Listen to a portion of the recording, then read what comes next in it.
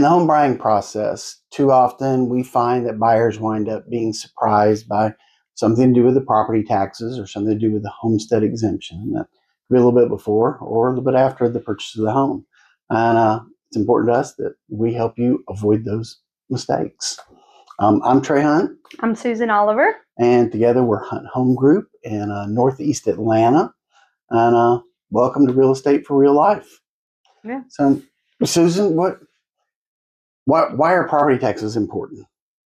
Well, they're important mainly because they impact your monthly payment when you're having a loan on your home. So they could really go from affordability to that's now out of your price point, right? Yeah. So if somebody is taking out a loan and the lender's requiring them, which a lot of loans do, that their monthly payment is going to include taxes and insurance. Yeah. Well, if we don't go into that understanding what our taxes are going to be and how they're going to change, that can wind up being a big surprise. Oh yeah, down the road. Absolutely. Okay. Yeah. Any other reasons? Any other assumptions that you see buyers making? For me, one of them is that they see a property and see the taxes, and they assume that another property that's priced the same is going to have taxes around the same. And that's not the case. That is not the case. Taxes really don't have anything to do with the price of the home. They're partly related to it, but you could be in two different tax districts. The property could be 2 blocks apart, and one be in a county that has higher taxes, one be in a county that has lower taxes. You could have two properties just a block or two apart. One of those is inside the city limits, and that homeowner is going to pay county taxes and city taxes. And the one on the outside is just in the county. They're just going to pay county taxes. Yeah. So you got to have really good clarity around what the taxes are going to be on any property that you're looking at potentially making an offer on. Because like you said, that's going to change your payment. Absolutely. Absolutely. And, when you say county and city, a lot of people think of that as a rural thing. But here where we're so condensed with people, there's like the city of, let's just say, Lilburn, and then there's people who just live in Lilburn. And we're not really a rural area. When you use the word county, I think that's what a lot of people come to mind to think, is that you're out in the country and you either live in town or you live out of town. And that isn't the case. So, it can vary even in a metro area of what is the city limit, true city limit, and what is just the city. Yeah, absolutely. One of the other places that I see that property taxes come up that make a huge difference is misunderstandings that come up around pre-qualifications. So a buyer gets pre-qualified for a mortgage. Maybe the lender, give them all their information. That lender comes back and says, okay, we can do a loan up to this purchase price. Yeah. Okay. What they don't realize is that when that lender did that, the lender had to make some assumptions. And one of those assumptions that they made is when they go buy the property, these are what the taxes are going to be. Okay. And some lenders are going to possibly approximate that low. Some maybe a little bit high. Yeah. I'd rather them estimate it high than low if we came to it. But then you go find a property. If they didn't guess right, you may have been told that you're qualified to buy a $350,000 house. You go find a $350,000 house, but it's in a high tax area. You're no longer going to qualify.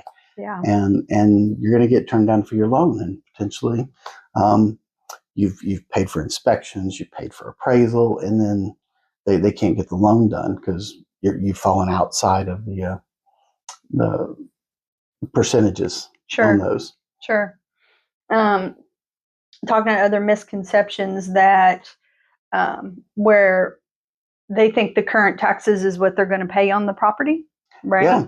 And it isn't always the case because of all the variations of homestead exemptions that could be in place with the current owner that you may not qualify for when you move into the property. Well, those taxes that they see, those will be the taxes their first year, but not necessarily the second year. So for those that are watching that don't understand what we're talking about, I go buy a home, and that owner of that home was a senior citizen. And they weren't having to pay taxes for the schools Mm-hmm. because they qualified for a senior citizen exemption. Yep. So their taxes show up as being really, really small. Well, if their lender didn't recognize that, if their agent didn't recognize that, then here's what could happen is their loan is set up and their escrow accounts are set up on that low tax amount. And then next year, when the new bill comes out and you no longer have that tax exemption, okay, taxes are going to go up. You're in for a big surprise. Big surprise, because the bank's going to look at it and say, okay, your escrow account is low. There's not enough money here to pay the taxes. So we have to do two things. We've got to raise your payment to pay us back, because they're going to pay those taxes, even though you hadn't set aside enough money for it. We've got to raise enough money to pay those taxes that you didn't have the money in the account for last year. And we have to raise it to make sure that you've got enough for the next for going next payment. year. So you're getting double hit because of something the agent or the lender really should have caught. And that can go both ways. You could also be punished a little bit in your first year as a buyer. So I'm buying a property from an investor. So taxes are always determined by who owned the property on January 1st. So an investor owned the property. Well, they don't have any exemptions. So they're going to pay the full tax value. Yeah. So you buy it halfway through the year. Well, when that tax bill comes, they'll have paid their portion of it. But you got to pay that tax bill. You're going to have to pay those high taxes that would have been theirs. And then apply for your tax exemption next year to get those reduced back down to what it should be. Yeah. But for a little while, your payment could be a little bit higher than you expected. Hear us say that your payment could go down, which is a plus, right? That's what everybody wants. That's the direction I'd like to see it go. Yeah. So why do, some of the things we just talked about, touched on why taxes change after the purchase? Is there other things that could, outside of, the investors, the people living in there prior, have exemptions in place? What else can cause taxes to go up on a property? Well, depending on how the property was valued previously, and how long it had been since the county had potentially adjusted those prices. That very often what happens in a lot of counties is they will reset the value of the property when there's a sale of the property. Gotcha. So they had the property estimated value of $400,000. Sure. Okay. And here in Georgia, our tax assessment is based on 40%. So you'd be paying taxes on 40% of $400,000. So it'd be $160,000 you're paying taxes on. And I completely lost my place. These things happen. We're human. So you buy the property for $600,000. Well, they had only had it at $400,000.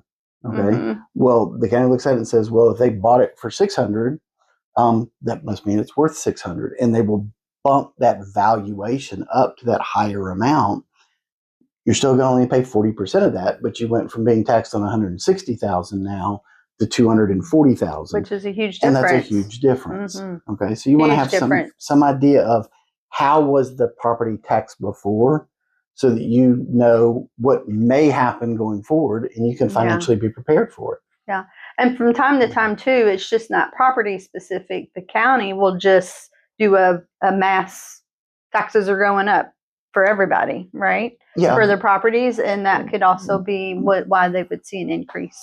Well, and it could be a combination of both. So they can raise the assessment of all the properties, meaning everything in the county is worth more. They can also increase the tax rate. So the property's worth more and you pay a higher percentage. Both of those things can happen. But those are a normal part of owning a home. Yeah. Those aren't really what I consider surprises. The thing that I hate to see a buyer suffer is something that they should have been warned about. They should have been told about. But either the lender or the agent wasn't paying attention to the details and didn't share it. And missed it, for sure. Yeah. So we've talked a lot about exemptions, right? How do they save money on taxes? And I know the most common one that everybody hears is homestead exemptions. And that's it's not just an exemption that you can file for. It covers multiple different exemptions with each county, right? Well, let's clarify that. So there's your typical exemption or your primary exemption that you tell the county, this is my primary residence. Yeah. And because it's your primary residence, the county wants to charge you less. They're going to charge investors and people outside of the county that own the property a higher tax rate. So you get an advantage for living in your home base, if you will. Yeah. But then there's other exemptions on top of that. So your homestead exemption is, understand there's 159 counties in Georgia. So I cannot tell you what the exemptions are in every single county, because they're each going to have different levels of exemptions. They're going to have a different dollar figure of exemptions. They're going to have different ways of applying the exemptions. But just know you want that primary exemption, that traditional exemption. That's the first step. But if you're over 62, there's a possibility that you qualify for an exemption. If you are over 65, there's an opportunity you qualify for an exemption, and that's the big one. That takes away the school taxes. Disabled veterans. If you're a disabled veteran, if you're 100% disabled, veteran or not, that's a potential exemption. If you are the unmarried spouse or unmarried widow or widower of a fireman. Well, the fireman is separate than the military. So military, but that's where I was going. So fire, police, emergency services, there's an exemption. Yeah. There's a public services employee exemption. So for Gwinnett County in particular, there's that. If you work at certain hospitals as a staff or a teacher, administrators, they get certain exemptions. There's a lot of things that you could help save on your taxes. So how would I know? What's in my county? What's in your county? Go to your tax commissioner's website for your county that you live in. Or you could reach out to us. We have a link to most of the counties around us here in the northeast side of Atlanta, so that you could go to those pages and get that info to find out. And we'll put those links for right around Metro Atlanta in the video description. Yeah. So you can go look at those. So everybody has it. So we've talked a lot about all the different things with taxes, but how do you and I help our buyers with their taxes? What's something you do if you had a buyer and helping them understand taxes? How do you go through that process with them? Well, the first thing I do is I'm going to look at the last year's tax bill. I want to understand, where did those taxes, how do they get calculated? So I'm going to look at the previous owner's tax bill to make sure that we understand, were they a senior citizen? Were they an investor? Did they have the typical homestead exemption? So that's going to be one way. So we know how to warn everybody. Warn the lender, this may be coming. Warn the buyer, this may be coming. Another way we help our buyers is before we ever put in an offer. Yeah. We've had our pre-qualification done in the past, but before we put an offer on a property, we're going to call that lender and ask them to rerun the numbers on this specific property, because they guess not just the taxes, but the HOA fees. There's things that they guess to come up with you're pre-qualified around this amount. Okay, everybody thinks that it's a hard, fast number, and it's not. And so we want to make sure that our buyer's not going to have a problem getting that loan based on the actual information that's there. And then for our buyers, we're going to remind them before April 1st every year that they need to apply. Whoever bought in the last year needs to apply for the homestead exemption. Because once you've applied for it and you have it, you don't need to reapply. You don't have to do it. Yeah. Only reason you would have to reapply is if you changed into one of those new categories. So you became 100% disabled, you became 62, you became 65, then you'd want to apply for that additional exemption. But other than that, your typical exemption, apply once, benefit from it forever. Yeah.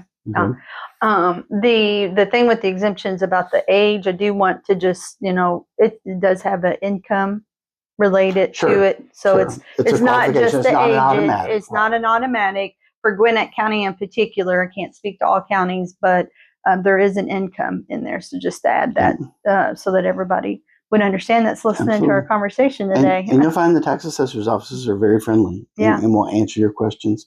They'll work with you. The important thing is if you haven't filed for an exemption, file for it. And then the county will help you with questions and making sure that you qualify and getting it set up for you. Gotcha. So what else is something that we do to help our buyers in understanding their taxes? Right now, I think I'm drawing a blank, but I think you covered it all really and truly with what you said. The big one is just reminding them. Well, estimating up front, making sure that we know what to expect, how do we plan for it, and then being there to remind them about filing for their homestead exemption after they bought. Sure. Right, because they've got until April 1st of the year that they owned it for the first time on January 1st. Okay. Gotcha. And if they missed a year or 2 years or 3 years, that happens to be you. If you're not sure if you have filed for your homestead exemption, it's not too late. You can't go back and get the taxes you've already paid, but you can after 5 years, you can still apply. 10 years, you can still apply, and then get it from this point forward. Absolutely. So if you're thinking about buying. Yeah, if you're thinking about buying anywhere in the Northeast Metro Atlanta area, Gwinnett County is a great area for us. We'd love to get in conversation with you, see how we can help you. So thanks for joining us for Real Estate for Real Life. And we'll see you again in the next video.